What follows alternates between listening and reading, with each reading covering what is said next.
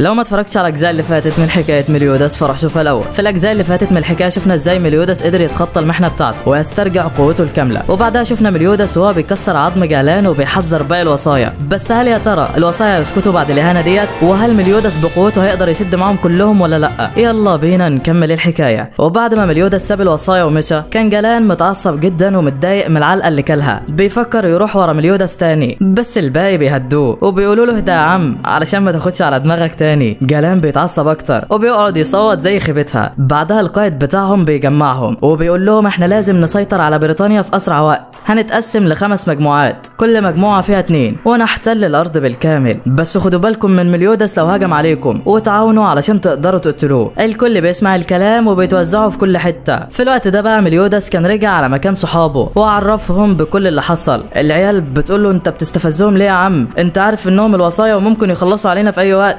ميليوداس قال لهم لا، هم دلوقتي هيتقسموا علشان يحتلوا الارض بسرعه، واحنا هنستغل الفرصه ديت ونقتلهم واحد واحد. وشكله حافظهم يا صديقي. بعدها بشويه بقى اليزابيث بتطلع من جوه وبتكون خلصت الاختبار بتاعها. ميليوداس بيسالها عملت ايه؟ بتقول له سقطت للاسف. الواد بيتصدم وبيقول لها يعني ما عملتيش اي حاجه؟ فبتقول له لا ولا الهوا. فبيقول لها ولا يهمك يا باشا، اهم حاجه صحتك. والبنت بقت في قمه السعاده. يا سلام على الفشل لما يلاقي حد يشجعه يا صديقي. المهم بعدها بقى الكل بيودع الكهنه وبعدين بيمشوا. جينا بعد ما بيمشوا بتقول لي زانيلي انت ما حطيتيش بذره ليه في طبق اليزابيث؟ معقوله انت لسه بتحب ميليوداس؟ البنت وقتها ما بتقدرش تستحمل وبدات تعيط. قالت لها انا عارفه ان ميليوداس عمره ما يحبني، وانا عارفه ومتاكده من كده، بس انا عارفه انه بيحب اليزابيث دلوقتي، ولو حصل لها حاجه هيدمر كل حاجه ويدمر نفسه تاني، وده لان اليزابيث هي اعاده تجسيد ليس حبيبته. شكلنا عرفنا كده ليه ميليوداس متاثر وبيحب الاميره، وجينا هي كمان لاحظت الموضوع ده. المهم في الوقت ده بقى كان هوك اتحول على شكل خنزير تنين كده. هتقول لي ايه خنزير التنين ده يا صديقي؟ هقول لك والله ما اعرف، هو بيقول انه اكل جسم تنين فتحول لكده فبيبقى خنزير تنين، ما علينا يعني. المهم هوك بيقيس طاقه ميليوداس دلوقتي وبيلاقيها وصلت ل 33,000. بيتصدم جدا وما بيكونش مصدق، والكل طبعا كان زيه. بس بعدها ميليوداس بيقول لهم احنا لازم ندور على اسكانور دلوقتي علشان هو اللي هيقدر يضرب الوصايا معايا. هوك بيقول له ما انت لوحدك كفايه يا عم. ميليوداس قال له لا، اسكانور اقوى مني حتى، وشكل الدنيا هتولع من هنا يا صديقي. في نفس الوقت ده بقى في احدى القرى كان الموتى رجعوا للحياه تاني وبداوا يقتلوا في كل اللي يقابلهم. واللي حصل ان البنت ديت عملت تعويذه استدعاء، فاي روح عندها ارتباط بالعالم ده بترجع تدخل في جسمها تاني، ولكن بتكون روح ملوثه. وبالفعل روح إيلاين بتنزل في الغابه وبتروح عليها. البنت بتقف من تاني وبتروح على كل الناس اللي في الغابه وبتبدا تضربهم. بتقول لهم بعدها انتم اذيتم بان ولازم تتعاقبوا دلوقتي. بتلون الفستان بتاعها بالاسود وبتقول لبان شويه وجايالك. وفي الوقت ده بقى بان كان بيدفن جثه جيفاجو كده وبيجهز علشان يمشي. جيريكو بتلاقي جثه شخص كده بتظهر جنبها وبتحاول تقتلها، فبان بيروح عليه وبيقتله. لسه ملحقش يتكلم بيلاقي إيلاين ورا جيريكو وكانت خلاص هتقتلها، ولكن بيلحقها منها. جيريكو بقى بتتصدم وبتقول لبان يبعد عنها. بس انت متخيل انه هيبعد عن حبيبته يا صديقي؟ لا والله. بان بيفرح جدا واستغفر الله يا صديقي، وحرفيا الواد ما كانش مصدق. جيريكو بتقول لبان بعدها ما تهدى يا عم انت وهي شويه، انا قاعده برضه. إيلاين بتتضايق منها وبتحاول تقتلها. بان بيقول لها انت بتضربيها ليه؟ دي مش عدوه لينا، دي صديقه عادي. إيلاين بتتضايق من كلامه وبتبدا تكسر في كل جسمه. بتقول له انا شفتك وانت بتسافر معاها في رحلاتك، انا مش هسامحك، انا عامله حسابي محدش هيسافر معاك غيري، انت خاين. وبتفضل تشرح في كل جسمه. جيريكو ما بتستحملش المشهد ده وبتجري على إيلاين بتكلبش ايديها. بتقول لها انا مش عارفه مالك ولا مين اللي بيتحكم فيكي، بس انا متاكده ان مفيش بنت بتحب تاذي حبيبها بالشكل ده، انت اكيد عمرك ما حبيتي بان قبل كده. إيلاين بتقول لها لا انا حبيته اكتر من اي حد في الدنيا. جيريكو بتقول لها لا انا حبيته اكتر منك، وبان مش فاهم اي حاجه. إيلاين بتقول لجيريكو بعدها بان بيحبني اكتر منك وانت عمرك ما هتكوني ليه. الكلام بيجي على الجرح لجيريكو والبنت ما بتقدرش تتحمل وبتعيط من كلامها. بتقول لها صح انا عارفه ان بان بيحبك انت،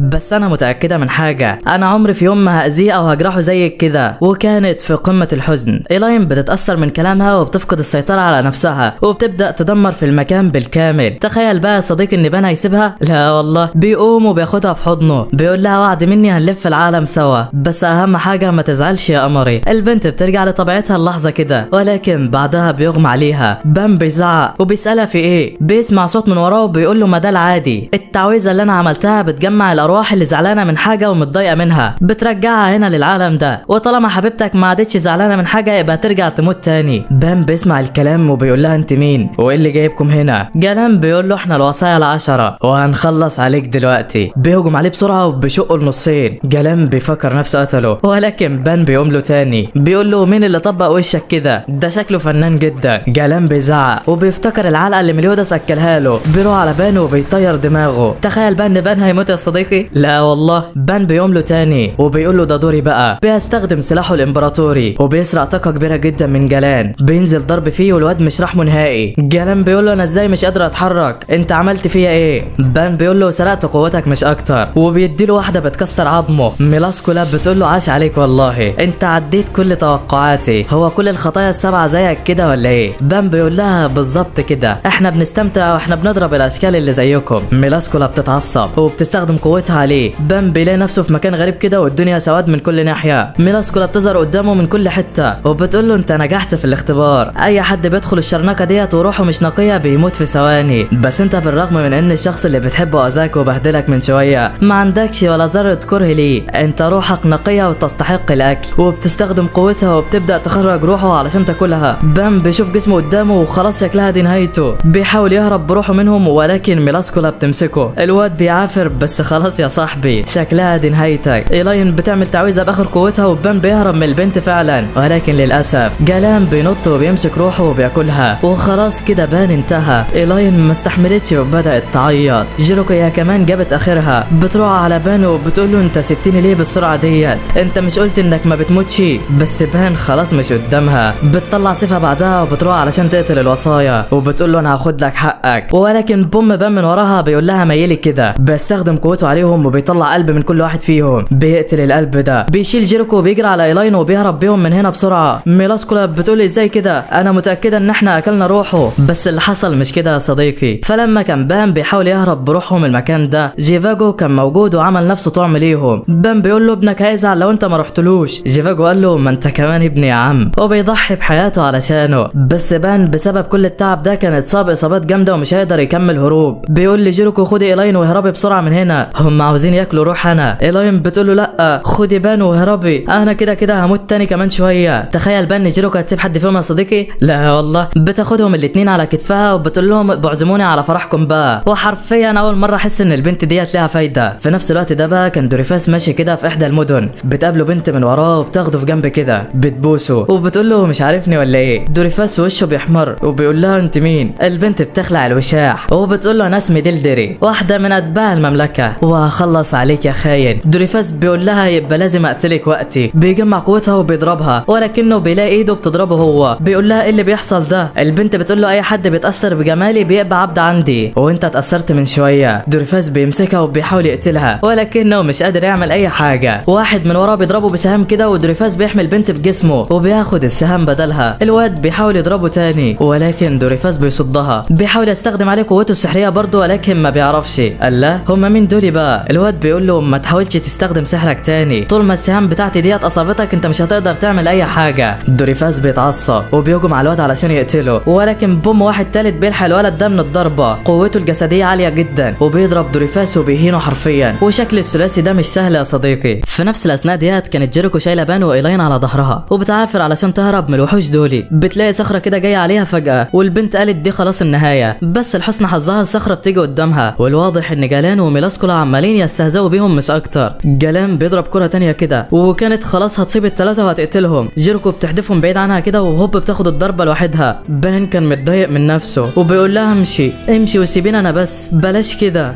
بس جيروكو بتقول له استحاله. بتجمع الباقي من قوتها وبتشيلهم تاني، وحرفيا جيروكو علت في نظري جدا يا جدعان. جالان بيحدفهم بهجوم تاني وبيوقعهم من على جبل عالي كده. جيروكو استسلمت وخلاص شكلهم هيموتوا، بس ايلاين بتستخدم اخر تعويذه عندها وبتخفف صوتهم. بيشوفوا كهف كده بعدها وجيروكو بتدخله. بتلاقي باب كده مكتوب عليه مفتوح وبتدخله. ده ايه ده ان شاء الله؟ حانه موجوده في نص الصحراء. ده مين الاهبل اللي عمل كده؟ صاحب الحانه بيجري عليهم بسرعه وبيسالهم مالكو في ايه؟ جيروكو بتقول له في 2 من الشياطين بيهاجمونا، خبينا بسرعه دلوقتي والا هنموت. صاحب الحانه كان متردد كده. بيشوف بان بعدها وباين انه يعرفه. بيقول لهم خلاص تعالوا ادخلوا جوه الخزنه ديت وبيقفل عليهم. بس بعد شويه جالان وميلاسكولا بيقطعوا الجبل بتاعه. بيقولوا له في 3 كانوا بيهربوا مننا، طاقتهم هنا، طلعهم بسرعه والا هنقتلك. صاحب الحانه مرعوب ومش قادر يعمل حاجه. جالان وقتها بيشد انتباهه العصير الموجود عنده. بيشد برميل كده وبيشربه، طعمه بيعجبه جدا، وميلاسكولا كمان بتتاثر بيه وحرفيا نسوا هم جايين ليه اصلا. جلان بعدها بيقول لصاحب الحانة بص يا عم، احنا الوصايا ال10 نخبة النخبة من الشياطين، هنخلص على كل البشر ونحكمهم، بس ما تقلقش ممكن نسيبك علشان تفضل تعمل لنا عصير تاني. الراجل كان مرعوب ومش قادر يعمل حاجة. جلان بيقول له بص كده، طالما عصيرك عجبني فانا هلعب معاك لعبة، لو كسبت فيها هسيبك انت والثلاثة اللي مخبيهم ومش هقتلكم، بس لو خسرت فهتموتوا كلكم. صاحب الحانة بيقول له تمام، وشوية كمان وهيعملها على نفسه يا صديقي. جلان بيفرح جدا وبيديله واحدة على ظهره كده كتحية يعني لبداية القتال، فصاحب الحانة بيتغرس في الارض من قوته. بيمر الوقت بسرعة والنهار بيطلع. جلان بيقوم بقى وبيجهز علشان يبدأ اللعبة اخيرا، بس بيشوف فاس حربية كده بيروح عليها علشان يشيلها، مش قادر، الفاس تقيل عليه ومش عارف يرفعها، وهوبا واحد بيظهر وبيشيل الفاس منه بسرعة جدا. جلان اتصدم، انت مين وليه لابس كده؟ معقول انت صاحب الحانة؟ بيرد عليه الراجل وبيقول له ايوه انا من يعتلي قمة جميع العشائر، خطيئة الاسد اسكانور، وبوم بيديله ضربة بيشقه، شكلها هتولع ولا ايه؟ جلان بيقوم تاني بيجمع كل قوته وبيقول له انت صاحب الحانة صح؟ ده دوري بقى في القتال. اسكانور بيقول له يا ريت تجيب اخرك علشان بس ما ازهقش.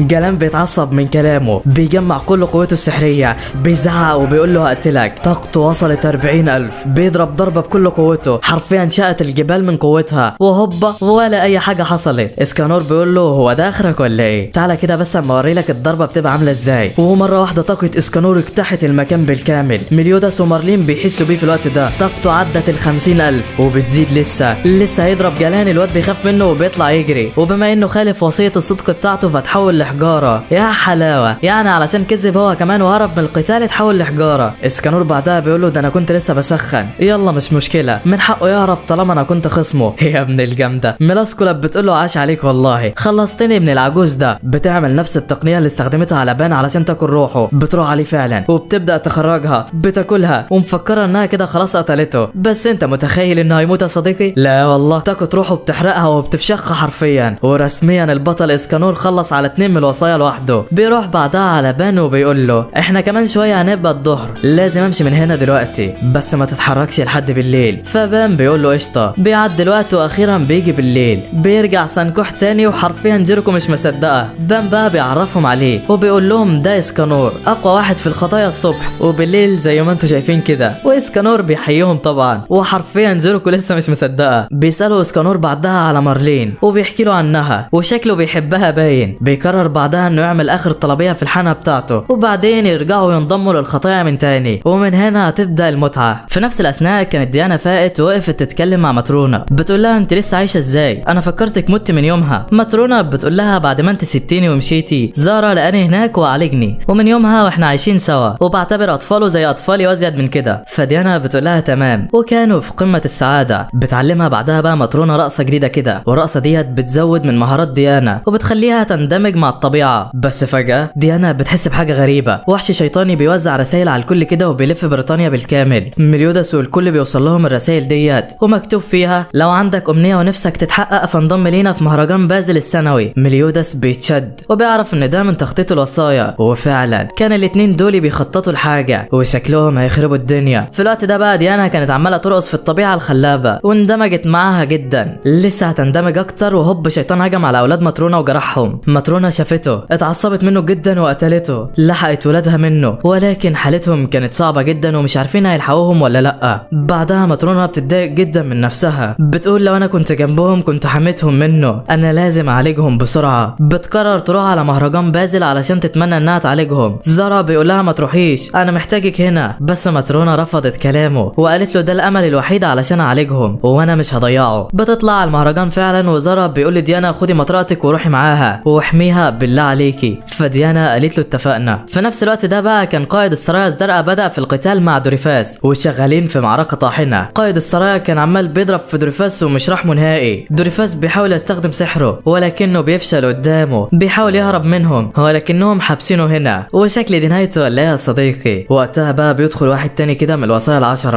بيحرروا من القفص اللي هم حابسينه فيه، بيتحول لشكله الحقيقي ووصيته هي السلام، لو اي اتنين قتلوا بعض قدامه هيتحجروا وقتي. فبيستأنف القتال ما بينهم وبعدين بيمشوا. بس واثناء ما دوريفاس كان خارج قال لهم كان هتيجي على شجاعتكم هقول لكم على حاجه مهمه. اولا كده انا مش من الوصايا ال10، لا ممكن تقول كده انا بديل لواحد تاني. القائد ده بيترعب وبيقول له انت تقصد ايه؟ دوريفاس بيقول له الشخص اللي انا اتبدلت معاه او او بداله يعني موجود في المدينة، بس هو فاقد ذكرياته دلوقتي مش اكتر، وهو وصية الايثار جوسر. يعني من الاخر كده جوسر طلع من الوصايا 10 وربنا يستر على الكل بقى. بعدها بقى بيتجه كل افراد الخطايا السبعة الى مهرجان بازل من اجل المشاركة فيه. في منهم اللي كان رايح بمزاجه، وفي اللي هيروح هناك بالحظ، وفي اللي رايح هناك علشان يلعب مش اكتر. بيوصل ديانا وماترونا على المكان فعلا وبيتصدموا قدامهم. متاهة عملاقة لازم يجتازوها الاول لحد لما يوصلوا على مكان الاختبار. بينزلوا فعلا وماترونا بتحاول تكسر الحواجز وتمشي من تحتها، ولكن الجدران بتلم تاني بسرعة جدا وبترجع لطبيعتها في ثانية. بيقرروا بعدها انهم يكملوا المتاهة ديت ويشوفوا هم يوصلوا لحد فين فيها. بيمشوا فعلا وبيقعدوا وقت كتير جدا فيها. منافسين تانية بيوصلوا والكل بعيد عن بعضه. المتاهة بعدها بتعمل لهم اوهام كده وبتبدأ تفرقهم عن بعض. ديانا بتبص على ماترونا جنبها كده ما بتلاقيهاش، فبتقعد على جنب كده على امل انها ترجع لها، ولكن بوم مرة واحدة هوك بيظهر قدامها. ديانا بتشم ريحته كده وكانت رايحة تاكله، بس بيقول لها اصطبح يا ستي ده انا صاحبك. ديانا مش فاكراه ومستغربة هو بيتكلم ازاي اصلا، ولسه عاوزة تاكله برضه. بس اليزابيث بتظهر هي كمان وبتكلمها، بتقول لها الحمد لله انك لسه بخير وسليمة، انا فرحانة جدا اني شفتك. ديانا بتقول لها انت مين؟ هو انا وانت كنا نعرف بعض قبل كده؟ اليزابيث بتقول لها ايوه انا وانت كنا اعز صحاب. ديانا بتتأثر بس بتقول لها لا انا مش هثق في حد من البشر، وبعدها بتسيبها وتمشي. اليزابيث بتروح وراها برضه وما بترضاش تسيبها. ديانا بتقول لها انتم ماشيين ورايا ليه؟ هوك بيقول لها انت اللي ماشيه قدامنا. ديانا بتقول له خلاص يا عم اطلعوا انتوا قدامي، ولسه هيعدوا بيقعوا في احد الافخاخ وكانوا هيموتوا، بس ديانا بتجري عليهم وبتنقذهم منه. بتسيبهم بعدها وبتكمل طريقها، بس بتنزل في بحر كده وبيطلع عليها شويه حشرات. البنت بتترعب منهم جدا وبتبدا تصوت. اليزابيث اول ما بتشوف المشهد ده بتنزل عليهم بسرعه وبتشيل الحشرات بعيد عنها. بتخلص عليهم وبتقول لها الحمد لله انك بقيتي كويسه. ديانا بتتاثر جدا وبتشكرها علشان انقذتها. وهوك بعدها بيجيب لها شويه توت، والبنت كانت في قمه السعاده.